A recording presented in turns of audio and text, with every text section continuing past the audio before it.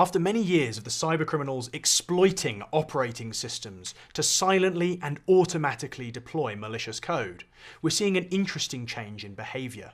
Lots of software vendors are making it much harder to exploit their software products as they learn lessons about how cybercriminals pursue them. So the cybercriminals are moving to social engineering. They're going after the user and trying to convince them to click on things they shouldn't or give the information away. Now there are lots and lots of different variations on this attack, and I want to show you a couple that you might see in your environment. Firstly, we have the classic phishing email. We have here one such email that I don't think is terribly convincing, but yet thousands of people have fallen for. It says that I'm owed a massive tax refund, and in order to get this refund I've got to go to this somewhat legitimate looking domain that isn't actually the tax authority. When I go there, they ask for personal information as well as credit card details to validate who I am.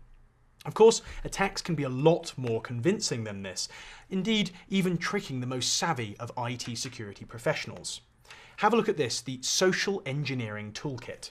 I'm going to configure this to do a nasty attack to try and get a copy of my Google Mail credentials.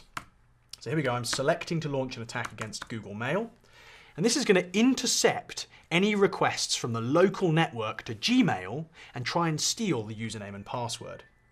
On my victim computer, we see a relatively normal looking Gmail page with a URL that looks correct, so no warning bells as yet. Things are a little slow to load, which could be an indicator, but most people wouldn't pick it up. So I'm going to type in my password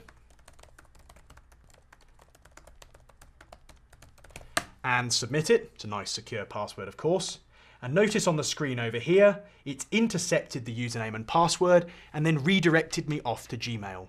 I'm none the wiser that the attackers have the credentials. Of course, security awareness is a really important step in avoiding these kinds of attacks, but from a control perspective, you want to implement viable defense in depth.